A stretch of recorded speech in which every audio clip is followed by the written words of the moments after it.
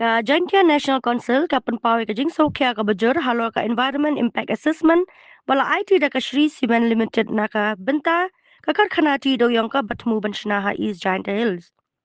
Ka konsel ka labu jing keliru bali hakati ka kon la kado ka Gujarat State Environment Impact Assessment Authority banyo ka jingbit na ka benta ka project ka badan ha Meghalaya. Bakal akan tu iki bor sarkar kontubi menteri rang ba abad ka MSPCB bantuklar berban penlong ka jing bishar banya halor ka ni ka kam. Arspak kanyo hektar kalau ada ban haba pok kategori A. Hendak ke bangilap kalau bakane ke company ke penhab ka hapok ka kategori B1.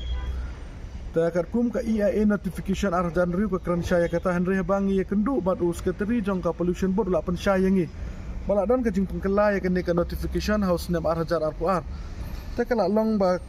hapok arspak sanpeu hektar kadang haba pok ka kategori B. Ta kata ke wei ta ke bang ngilap susu ke long ke ba e-comedy ngilap banang ma ke ba e-comedy duk kata bayakan ne ka terms of reference ma kata ka TOR hakaba ka State Environment Appraisal Committee kala approve ke de bala approve apa Gujarat kat kum ke bapau apa ka notification tengis ngopla ba kumno ya kan ne ka terms of reference ke bala approve apa Gujarat kini elak ya ka mining apa ka state apa ka Jela Meghalaya takanehi kelong ke ba ikam kai hadu kata ban pej ba kumno kini ki department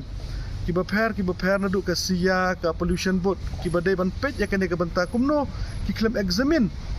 ya kini ki kot kislah haswa bakin penbena